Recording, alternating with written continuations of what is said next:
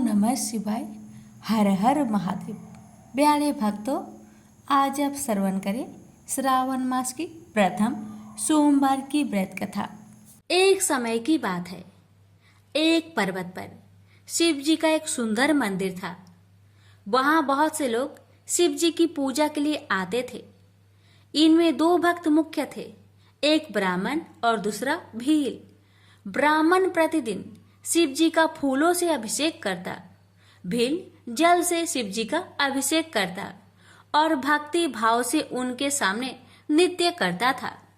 एक दिन ब्राह्मण जब मंदिर में गया तो उसने देखा कि शिव जी भील से वार्तालाप कर रहे थे। ब्राह्मण को यह अच्छा न लगा। उसने सोचा, मैं ब्राह्मण हूं, भांति भांति के बहुमूल्य पदार्थों से भगवान की पूजा करता हूं, फिर भी भगवान मुझे छोड़कर इस भील से वार्तालाप करते हैं। उसने शिव जी से पूछा, भगवान, क्या आप मुझसे असंतुष्ट है? मैं ऊंचे कुल में पैदा हुआ हूं तथा बहुमूल्य पदार्थों से आपकी पूजा करता हूं, जबकि यह भील निकृष्ट और अपवित्र पदार्थों से आपकी उपासना करता है, फिर भी आप इसे ही चाहते हैं। भगवान शिव ने उत्तर दिया, ब्राह्मण, तुम ठीक कहते हो, परंतु इस भील का जितना स्नेह मुझ पर है उतना तुम्हारा नहीं है। एक दिन शिव जी ने अपनी एक आंखें को फोड़ ली। ब्राह्मण नियत समय पूजा करने आया। उसने देखा शिव जी की एक आंख नहीं है। पूजा करके वह अपने घर लौट गया। उसके बाद भील आया। जब उसने देखा कि भगवान शिव की एक आंखें नहीं है तो उसने झट से अपनी आंख निकालकर उनको लगा दिया। दूसरे दिन ब्राह्मण फिर आया। शिव जी की आंखें देखकर उसे अत्यंत आश्चर्य हुआ। शिव जी ने कहा, ब्राह्मण, इस आंख को गौर से देखो, यह उस भील की आंखें हैं जो उसने मुझे प्रेम पूर्वक समर्पित की है। तुमने तो ऐसा सोचा तक नहीं, इसलिए मैं कहता हूं कि भील ही मेरा सच्चा भक्त है। शिव की कृपा से भील की आंख भी ठीक हो गई और उसके दिव्य चक्षु भी खुल गए। प्रेम से बोलिए, हर हर महादेव, माता पार्वती की जय। बैजनाथ धाम की कथा। इस कथा के श्रवण से ही सारे संकट कट जाते हैं और भक्त की सभी मनोकामनाएं शीघ्र ही पूर्ण हो जाती है। आइए श्रवण करते हैं बैजनाथ की कथा। कथा इस प्रकार है। बैजू निहायत ही सीधा और सरल इंसान सवेरे शाम जानवर चराता और बाकी का समय मंदिर की साफ सफाई में। पुजारी बाबा 2 महीने के लिए तीर्थ में जा रहे थे।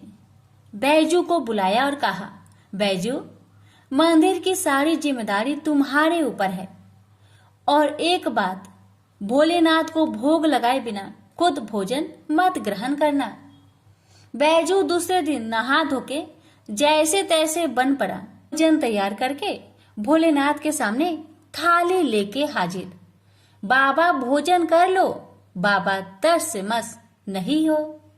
सवेरे से शाम हो गई, न बाबा ने भोजन ग्रहण किया और न ही बैजू ने। 2-3 दिन यही सिलसिला चला। चौथे दिन बैजू का धीरज टूट गया। पास पड़ी लाठी उठाई और जाकर दिया शिवलिंग पे। तत्काल भोलेनाथ हाजिर, पीठ मलते हुए। बोलो बैजू, क्या बात है? 4 दिन से तुम्हारे चक्कर में बिना कुछ खाए पिए गुहार लगाए रहे हैं, सुनाई नहीं पड़ा और लाठी जकड़ा नहीं की हाजिर। चलो भोजन करो तो हम भी कुछ खाए। बेचारे भोलेनाथ पीठ मलते चुपचाप आनंद के अतिरिक्त में डूबे। कच्चा पक्का जैसा भी था खाने लगे। बैजू ने कहा, बाबा, कस के लगा है, तुम रुको यहीं पर। कहते हुए बैजू अंदर जाके चंदन ले आया और भोलेनाथ की पीठ पे लगाने लगा। भोजन उपरांत भोलेनाथ जब चलने लगे तो बैजू बोला, कल समय से आ जाना। बाबा ने कहा, ठीक है, बिल्कुल बैजू, मैं चल आऊंगा। अगले दिन भोलेनाथ माता पार्वती के साथ विराजमान थे तो बैजू ने कहा, बाबा, ये कौन है आपके साथ? आपकी अम्मा है। भोलेनाथ मुस्कुराते हुए बोले, ये माता अन्नपूर्णा है। बैजू ने माता को पुकारते हुए तुरंत बेचारा भाग के दरी ले आया, बिछाया, अंदर से 2 थाली में भोजन लेके हाजिर हुआ। भोलेनाथ ने पूछा, बैजू तुम्हारे लिए भोजन बचा है ना? बैजू क्या बताता, बोला, हाँ बाबा, आप चिंता ना करो, बहुत भोजन है। आनंद में डूबे आश्रुपूरित नेत्र से भोजन खत्म किया। तीसरे दिन फिर माता पार्वती के साथ विराजमान, वो भी समय से पहले। बैजू हकबकाया, बाबा आज इतनी जल्दी कैसे आ गए? माता पार्वती मुस्कुराई और बोली, बैजू आज खाना मैं बनाऊंगी। लाख मना करने के बावजूद बैजू की एक न चली। माता पार्वती ने भोजन तैयार किया और 3 थाली में सजा के ले आई। भोजन शुरू। बैजू ने जिंदगी में ऐसा स्वादिष्ट भोजन किया न था। वहीं भाव व प्रेम के भूखे भोलेनाथ ने पार्वती मैया से कहा, शिवा, हाँ स्वामी, आज भोजन में आनंद नहीं आ रहा है। क्यों? माता के आंखों से आंसू निकल रहे थे। सच स्वामी, ना वो स्वाद है, ना वो रस। धन्य है माता अन्नपूर्णा, जिनके नाम मात्र से भोजन में मिठास बढ़ जाए। उनको खुद का बनाया भोजन बेस्वाद लग रहा था। 2 महीनों का भोग सामग्री और कहाँ 3 आदमी का भोजन। बेचारे बैजू को अपने जानवर तक बेच देने पड़े। किन्हीं कारणवश पुजारी बाबा बजाय 2 महीनों के 1 महीने के अंदर ही तीर्थ से वापस लौट आए।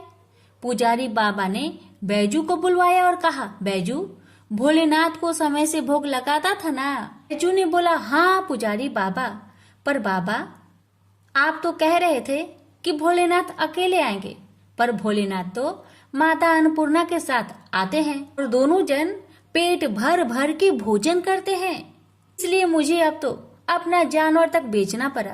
पुजारी बाबा बैजू की बात सुनकर आश्चर्य में पड़ गए, क्योंकि पुजारी बाबा जानते थे कि बैजू झूठ नहीं बोल सकता। पुजारी बाबा ने बोला, बैजू क्या सच में भोलेनाथ माता पार्वती के साथ आते थे? तो तुम आज एक काम करना, आज तुम फिर भोग लगाओ, मैं भी देखता हूँ कि कौन कौन आते हैं आज में। बैजू बेचारा समय से भोजन लेके हाजिर, बुलाना शुरू। काहे को भोलेनाथ आएंगे? बुलाते बुलाते थक गया, पर भोलेनाथ को न आना था, वो न आए। बैजू कहने लगा, बाबा बाबा आप आइए चाहे न आइए, मैं लाठी नहीं उठाऊंगा। बस शिवलिंग पकड़ के रोए जा रहा था। बाबा आए और बोले, आंखें खोलो बैजू। सामने ही माता पार्वती और भोलेनाथ विराजमान थे। लिपट गया चरणों में। माँ बाबा, जो आज तुम न आते तो मैं जान दे देता अपनी। भोलेनाथ ने बैजू को हृदय से लगाया और बोले, बैजू बेमोल बिक गया तेरे हाथ में, सुन, आज से मुझसे पहले लोग तेरा नाम लेंगे, फिर मेरा, आगे बैजू फिर पीछे नाथ, बैजनाथ। प्रेम से बोलिए, बैजनाथ भगवान की जय। हर हर महादेव, माता पार्वती की जय। मनुष्य के कर्म फल का भंडार अक्षय है। उसे भोगने के लिए जीव 84 लाख योनियों में शरीर धारण करता आ रहा है। समस्त जीव को अपने द्वारा किए गए शुभ अथवा अशुभ कर्मों का फल निश्चित रूप से भोगना ही पड़ता है। आज जो इंद्र है वह अपने पहले के जन्मों में कभी कीड़ा हो सकता है, तथा पहले का कीट आज अपने सत्कर्मों से इंद्र बन सकता है। कर्म की गति जानने में देवता भी समर्थ नहीं है, मानव की बात तो क्या है। इसलिए कहा गया है, कर्मों की गति बड़ी गहन और न्यारी होती है। कर्म फल के विलक्षण प्रभाव को दिखलाता राजा बलि का जीवन। आइए श्रवण करते हैं इस कथा में। पौराणिक मान्यता के अनुसार राजा बलि पूर्व जन्म में जुआरी था। एक दिन उसे जुए में कहीं से कुछ पैसे मिले। उन पैसों से उसने अपनी प्रियतमा वैश्या के लिए कुछ सुंदर माला, इत्र व चंदन खरीदा और कामातुर होकर उसने मिलने के लिए जल्दी जल्दी चला जा रहा था। तभी एक पत्थर से ठोकर खाकर वह मूर्छित हो गया। कुछ देर में जब होश आया तो उसने अनुभव किया कि मेरी मृत्यु अब निकट है। पूर्व जन्म के किसी पुण्य से उसके मन में सतबुद्धि उत्पन्न हुई और वैराग्य जगा। जुआरी ने कभी किसी महात्मा से सुना था कि कोई भी वस्तु शिव अर्पण कर देने से बहुत पुण्य होता है। उसने सोचा, माला इत्र चंदन तो प्रियतमा तक पहुंच नहीं सकता, शिव अर्पण कर देने से कुछ अच्छा होगा तो हो जाएगा, अन्यथा मर तो रहा ही हूं और माला इत्र चंदन भी जमीन पर गिरकर बेकार जा रहे हैं। यही सोचकर जुआरी ने माला इत्र व चंदन भगवान शिव को अर्पण कर दिया। जुआरी की मृत्यु होने पर यमराज के दूत उसे पकड़ कर ले गए। यमराज ने चित्रगुप्त से कहा, इसका बही खाता देखो। चित्रगुप्त ने कहा, यह तो जन्म जन्मांतर का पाप ही है। बस अभी अभी थोड़ी देर पहले जुए में जीते पैसे से इसने वैश्य के लिए माला इत्र व चंदन खरीदा था। जब ठोकर खाकर गिरा तो इसने मृत्यु के निकट देखी और सोचा कि माला आदि चीजें बेकार जा रही है, तो उसे शिव अर्पण कर दिया। यह कोई भगवान को माला अर्पण करने वाला तो था ही नहीं, न ही इसने भगवान के लिए माला खरीदी थी। बस यही इसका पुण्य है। यमराज ने कहा, यह तो इसका पुण्य ही माना जाएगा। यमराज ने जुआरी से पूछा, पहले तुम पुण्य का फल भोगे हो या पाप का? जुआरी ने कहा, मैं तो जन्म जन्मांतर का पापी हूँ। पाप का फल भोगने में पता नहीं कितना समय लगे, इसलिए मैं पहले पुण्य का फल भोगना चाहता हूँ। भगवान शंकर की कृपा से जुआरी बन गया इंद्र। राज ने कहा, शिव अर्पण के पुण्य से तुम 3 घड़ी के लिए इंद्र लोक के मालिक बन गए हो। भगवान शिव के बिना भक्ति की आराधना से जमीन में गिरी हुई गंध पुष्प से एक महापातक को कितना बड़ा फल मिला। जो लोग श्रद्धा और भक्ति के साथ भगवान शिव को गंध पुष्प व जल अर्पण करते हैं, उनकी आराधना करते हैं, तो उन्हें सहज मुक्ति मिलती है। उसी समय देवगुरु बृहस्पति आए और जुआरी को ऐरावत हाथी की पीठ पर बैठाकर इंद्र लोक ले गए। जुआरी जब इंद्र आसन पर बैठा, अप्सराएं नृत्य करने लगी, गंधर्व गान करने लगे। उन गंधर्वों में नारद जी भी थे। यह देखकर उन्हें हंसी आ गई। जुआरी ने कहा, इंद्र के दरबार में वे आदमी, बताओ क्यों हंसते हो? नारद जी ने कहा, जुआरी, तू जीवन प्रयत्न जुआ खेलता रहा। तूने यही सोचा कि शिव अर्पण करने से कुछ होता होगा तो हो जाएगा, न होगा तो मर तो ही रहा हूँ, और माला इत्र आदि भी बेकार ही जा रहे हैं। आज इसका परिणाम यह हुआ कि तुम 3 घड़ी के लिए ही सही इंद्रलोक के स्वामी बन गए, इसलिए मुझे हंसी आ रही है। नारद जी की बात सुनकर जुआरी के ज्ञान चक्षु खुल गए। ज्ञान की चिंगारी जब पाप के ईंधन पर गिरती है तो पाप जलते हैं। जुआरी सिंहासन से उतरा और नारद जी से कहा, गुरुदेव, अब भगवान शंकर के अलावा कोई शरण नहीं है। हम सारे इंद्र आसन पर ही तुलसी रख देते हैं। शिव के समान देव नहीं, शिव के समान गति नहीं, शिव के समान दाता नहीं है, शिव के समान योद्धा नहीं है। इतना कहकर जुआरी ने स्वर्ग की निधियों का ऋषियों को दान करना शुरू कर दिया। उसने ऐरावत हाथी अगस्त्य जी को उच्च श्रवा नाम का घोड़ा, विश्वामित्र को कामधेनु गाय, महर्षि वशिष्ठ को चिंतामणि रत्न, गालवल जी को और कल्प वृक्ष कौंडिन्य मुनि को दे दिया। भगवान शंकर को प्रसन्न करने के लिए जुआरी ने कुछ ही देर में सारा इंद्रलोक दान कर दिया। तभी 3 घड़ी बीत गई। वह फिर यमलोक पहुंचाया गया। जब इंद्र वापस आए तो अमरावती ऐश्वर्य शून्य थी। इंद्र स्वर्ग के सारे ऐश्वर्य, ऐरावत हाथी, कामधेनु, परिजात पुष्प आदि को न देखकर क्रोधित हो गए और पूछने लगे, ये सब कहाँ चले गए? तब देवगुरु बृहस्पति बोले, सब कुछ जुआरी ने दान दे डाला। बड़ी भारी सत्ता मिलने पर जो परमार्थ में न पड़कर सत्कर्म में लगे रहते हैं, वे ही धन्य हैं। वे ही भगवान शंकर के प्रिय भक्त है। इंद्र स्वर्ग की निधियों को वापस लाने में, अपने कार्य को सिद्ध करने के लिए देवगुरु बृहस्पति को लेकर यमराज के पास समयनी पूरी पहुंचे और जुआरी की शिकायत करने लगे।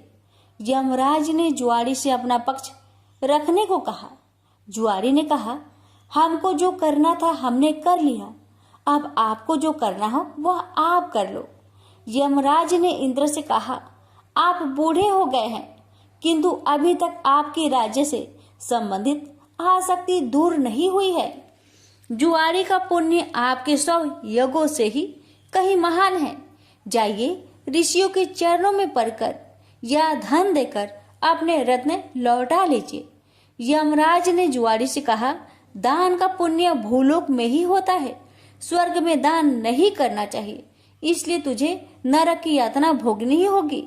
तब चित्रगुप्त ने यमराज से कहा, इसने भगवान शिव के नाम पर ऐसे उत्तम ऋषियों को इतनी बहुमूल्य वस्तुएं दी है, तब इसे नरक की यातना क्यों भोगनी पड़ेगी? शिव के नाम पर स्वर्गलोक, मृत्युलोक या कहीं पर भी कुछ दिया जाए तो उसका अच्छा फल मिलता है। इसके जितने भी पाप थे वे सब भगवान शिव के प्रसाद से भस्म होकर पुण्य में परिणित हो गए हैं। यमराज सोचने लगे, अब ये जुआरी नरक नहीं जाएगा, अब तो यह इंद्र ही होगा, क्योंकि इस बार तो इसने विधिवत पूरा इंद्र लोक ही दान कर दिया है। उसी पुण्य के प्रभाव से वही जुआरी अगले जन्म में महान भक्त प्रहलाद का पुत्र राजा बलि हुआ। यहाँ पर भी वह पूर्व जन्म के शिव पूजन के पुण्य से इतना त्यागी हुआ कि गुरु शुक्राचार्य के मना करने पर भी उसने भगवान वामन को अपना सर्वस्व समर्पित कर दिया। वामन भगवान राजा बाली से बोले, हम तुम्हें क्या दे? बाली ने कहा, भगवान हमारी जिधर भी दृष्टि जाए उधर हम आपका ही दर्शन करें। राजा बलि की बैठक के 52 दरवाजे हैं। भगवान ने सोचा, न जाने किस दरवाजे पर बाली की दृष्टि चली जाए। यही सोचकर 52 दरवाजे पर शंख चक्र गदा पद्म धारण किए हुए ब्रह्मांड के स्वामी पहरेदार के रूप में विराजमान हो गए। कोई भी याचक राजा बलि के द्वार पर कुछ मांगने जाता है तो उनके द्वार पर विराजमान भगवान विष्णु स्वयं उन्हें मुंह मांगी वस्तुएं देते हैं। इसलिए प्रहलाद जी ने भगवान की स्तुति करते हुए कहा, इंद्र कुबेर आदि देवताओं के द्वारपाल तो आप कभी नहीं बने, परंतु आप हम असुरों के द्वारपाल बन रहे हैं। इससे लगता है कि आप हम असुरों के पक्षपाती हैं। इस प्रसंग से गीता में भगवान का यह कथन सत्य सिद्ध हो जाता है कि पत्र पुष्प फल जल जो कुछ भी भगवान के लिए अर्पित किया जाता है वह अनंत गुना होकर वापस आता है। प्रेम से बोलिए, हर हर महादेव, माता पार्वती की जय, विष्णु भगवान की जय। बहुत समय पहले की बात है, किसी गांव के बाहर एक बरगद का पेड़ था, जिसके पास ही गणेश जी का एक छोटा सा मंदिर था। गांव में और मंदिर नहीं थे, इसलिए सब लोग इसी मंदिर में आकर पूजा किया करते थे। गांव में एक भिखारी भी रहता था, भीख मांगना ही उसका काम था। गांव छोटा सा था, भिखारी को काफी भीख नहीं मिलती थी, इसलिए यह और कोई उपाय न देखकर मंदिर के दरवाजे पर बैठने लगा। सोचने लगा कि लोग यहाँ धर्म करने आते हैं और नहीं तो सही पेट भरने लायक भीख तो मिल जाया करेगी। भिखारी दिन भर मंदिर के दरवाजे पर बैठा रहता और जब वहाँ किसी को आते देखता तो शिव शिव रटने लगता। इस तरह बेचारा दिन भर गणेश जी और शिव जी का नाम जपता रहता था, मगर शाम तक उसे भीख मिलती थी। फिर 2-4 मुट्ठी अन्न और कुछ फल मूल और कभी कभी 4-6 पैसे मिलते थे। हालांकि इतनी थोड़ी आमदनी से किसी की गुजर कैसे हो सकती है। फिर भिखारी को अपना ही नहीं बल्कि अपनी बेटी की भी चिंता करनी पड़ती थी। उसकी बेटी का नाम था कमला और वह बड़ी चतुर और बड़ी समझदार थी, मगर चतुराई और समझदारी से तो पेट की आग नहीं बुझती, उसे तो भोजन चाहिए। इसलिए कमला कभी कभी अपने बाप को भोजन पाने के लिए तंग करने लगती थी। उस वक्त भिखारी के दिल पर बड़ी चोट लगती, उसकी आंखें भर आती थी, वह चिंता के समुद्र में डूब उतरने लगता था। गर्मी के दिन थे, दोपहर का समय था। ऊपर आसमान और नीचे धरती धक धक जल रही थी। चारों तरफ सन्नाटा छा रहा था। ऐसे ही समय में महादेव पार्वती लोगों का सुख दुख देखने इस संसार में आए। चलते चलते वे उसी गांव में पहुंचे और गणेश जी के मंदिर के सामने से निकले। भिखारी उन्हें आते देख ओम नमः शिवाय की रटना रटने लगा। भिखारी की यह हालत देख पार्वती जी को बड़ी दया आई। उन्होंने महादेव जी से कहा, भगवान इस भिखारी की तरफ भी तो देखिए, बेचारा कितना दुखी है। देखिए तो कितने प्रेम से आपका नाम जप रहा है और आप भगवान कितने कठोर है। आपको क्या इस भिखारी पर दया नहीं आई? मैंने सुना था कि लोग बड़े पापी हो गए हैं, वो देवताओं का पूजा नहीं करते, मगर नहीं, आज मुझे मालूम हुआ कि इसमें उनका कोई अपराध नहीं, सब तो देवताओं का अपराध ही है। इसी भिखारी को ले लीजिए। बेचारा को आपका नाम लेते लेते बरसों बीत गए, इतने पर भी अभागा पेट भर भोजन तक नहीं पाता। जब देवता ही ऐसे कठोर हो जाएंगे तब कोई काहे उनकी पूजा करेगा। अब महादेव जी को पार्वती जी की बात लग गई। भगवान बोले, देवी आप असल बात क्या है नहीं जानती और आप जान भी नहीं सकती, क्योंकि आपका हृदय ही इतना कोमल है कि मैं कहता हूँ देवी आप जिद ना करें, जो हो रहा है उसे होने दीजिए। देवी ने एक ना सुना तो भगवान ने कहा, ठीक है तो मैं आज इस भिखारी के लिए कुछ बंदोबस्त करा देता हूँ, जिससे इस भिखारी का दुख दूर हो जाएगा। इतना कहकर महादेव जी पार्वती जी के साथ मंदिर में पहुँचे। माता पिता को आते देख गणेश जी उठकर खड़े हो गए। उन्होंने बड़े प्रेम से माता पिता को प्रणाम किया। महादेव जी ने गणेश जी को आशीर्वाद दिया और कहा, देखो बेटा यह भिखारी बरसों से तुम्हारे द्वार पर बैठा है, मेरा नाम जपा करता है, मगर तुमने अब तक इस पर दया क्यों नहीं किया?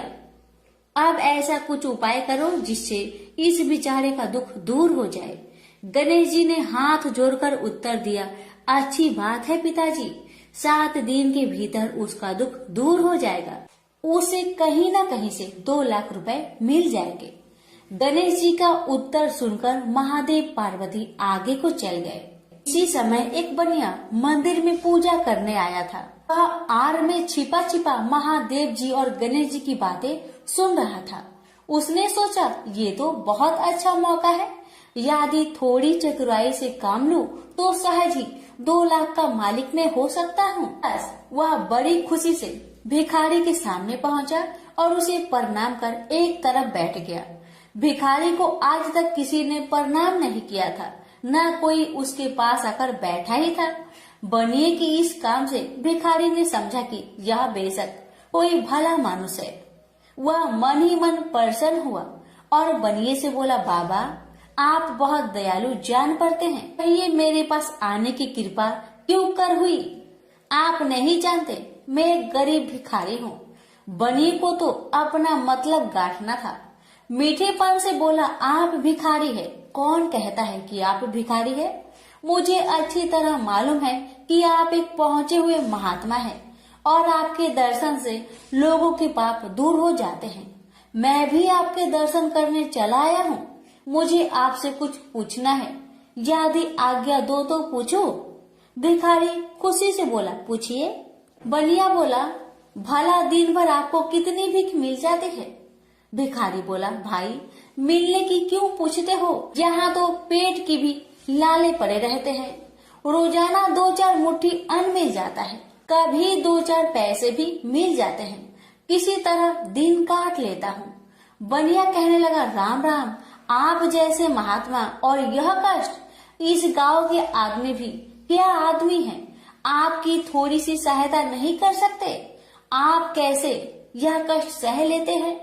मुझे तो आप पर बड़ी दया आती है। मेरे जी में आता है कि मैं आपकी कुछ सेवा करूं, पर कहने में डर मालूम होता है। भिखारी बोला, आप मेरी सहायता कर सकते हैं? अब बनिया हंसते हुए बोला, मेरी इतनी हैसियत कहाँ है जो आपकी कुछ सेवा कर सकूं, मगर एक बात है, आज से 7 दिन तक आपको जो कुछ भी मिले वह मुझे दे दीजिए, बदले में आपको मैं 100 रुपया दे दूंगा। 100 रुपये के नाम सुनते ही भिखारी मारे खुशी के उछल पड़ा। उसने सोचा अगर 100 रुपये मिल जाए तो क्या कहना, यहाँ तो 7 दिन में 7 आने के सामान भी न मिले, तब तो 100 रुपये छोड़ देना सरासर बेवकूफी होगी, पूरा गधापन है। मगर इसी समय उसे लड़की की ख्याल आ गई। उसने सोचा अगर वे 100 रुपये लेकर घर पहुंचा और मेरी बिटिया रानी गुस्सा करने लगी तो पहले मैं उसकी सलाह ले लेता हूँ। बस यही विचार में आते ही उसने बनिए को जवाब दिया, आपने मुझ पर बड़ी कृपा की, मगर मैं अभी कुछ नहीं कह सकता, सोच विचार करके कल कहूँगा। जब बनिया चला गया तब भिखारी ने अपनी बिटिया को बुलाया और उससे सब हाल कह सुनाया। चतुर बिटिया कमला ने फौरन समझ गई कि इसमें जरूर कोई बनिए की शैतानी है। उसने पिता से कहा, बनिया बिना फायदे के क्यों 100 रुपये देने चला?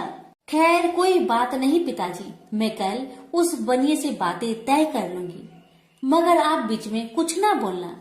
उधर बनिए का बुरा हाल था, रात भर उसके पेट में चूहे उछलते रहे। बड़ी मुश्किल से सवेरा हुआ, बनिए की जान में जान आई। वह हाथ मुंह धोते ही भिखारी के पास आ पहुंचा और छुटते ही बोला, क्या विचार किया आपने? कमला भी बनिए से निपटने को तैयार बैठी थी। बनिए की बात सुनते ही उसने जवाब दिया, सेठ जी हम लोगों ने विचार किया, भला 100 रुपये में क्या होता है, इतना सस्ता सौदा होना मुश्किल है, माफ कीजिए। कमला का उत्तर सुनते ही बनिए पर मानो बिजली गिर पड़ी।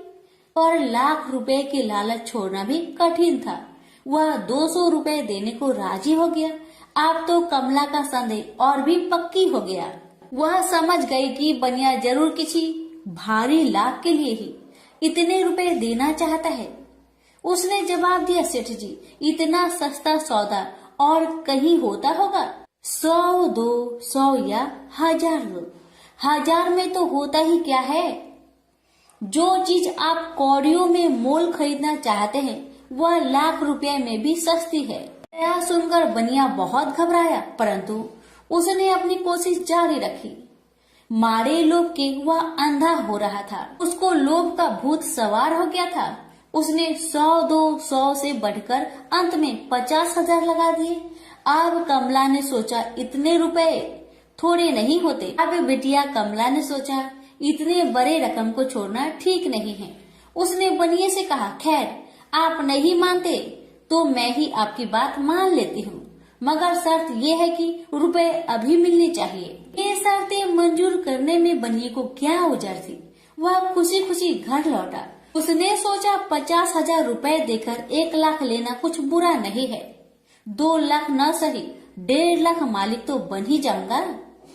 आहा, मेरी तकदीर भी कितनी चोखी है। 7 ही दिन में 50,000 का लाभ हो गया। उसने घर आते ही भिखारी के पास 50,000 रुपए भेज दिए। अब बनिया हर रोज भिखारी के पास आता और उसकी दिन भर की भीख घर ले आता। इस तरह 6 दिन बीत गए। अब तो बनिए को बड़ी फिक्र हुई। 7वें दिन वह फिर गणेश जी के मंदिर में पहुंचा। उसने देखा कि आज फिर महादेव पार्वती मंदिर में पधारे हैं। बस वह दीवार से कान सटा उनकी बातें सुनने लगा, मगर यह क्या, उसका कान दीवार में चिपक गया। उसने कान छुड़ाने की बहुत कोशिश की, पर कान टस मस न हुआ। तब वह दाहिने हाथ की सहायता से कान छुड़ाने लगा। इतने में हाथ भी दीवार में चिपक गया।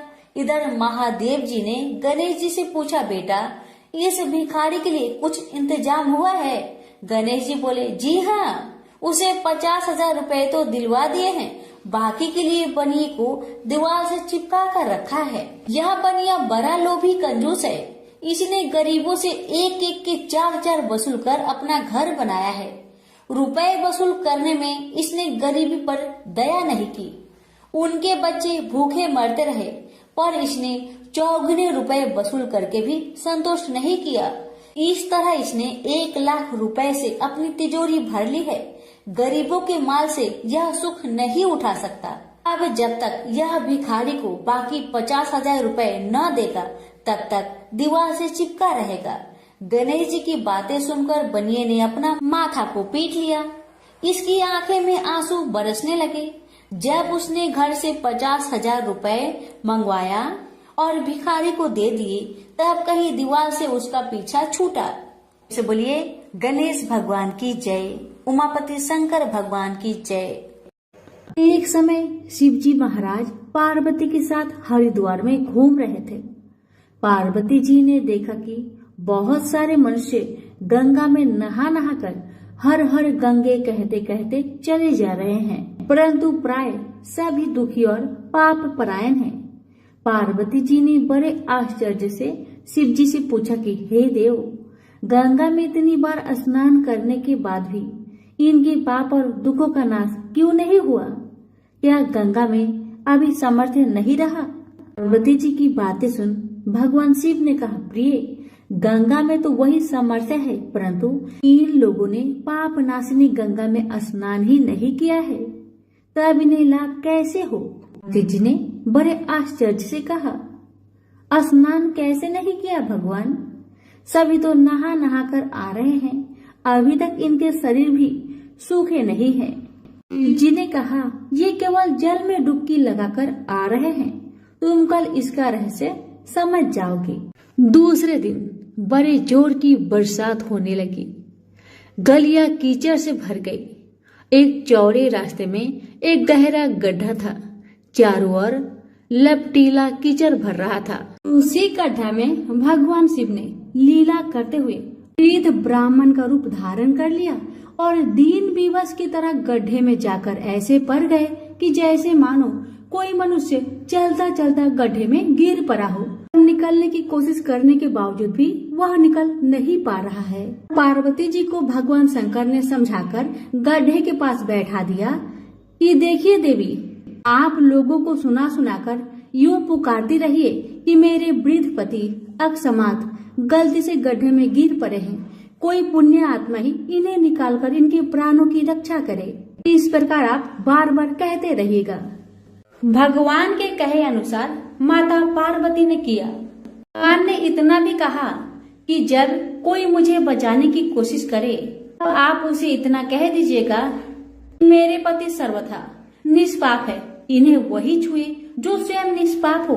यदि आप निष्पाप है तभी आप मेरे पति को हाथ लगाइए, नहीं तो हाथ लगते ही आप भस्म हो जाएंगे।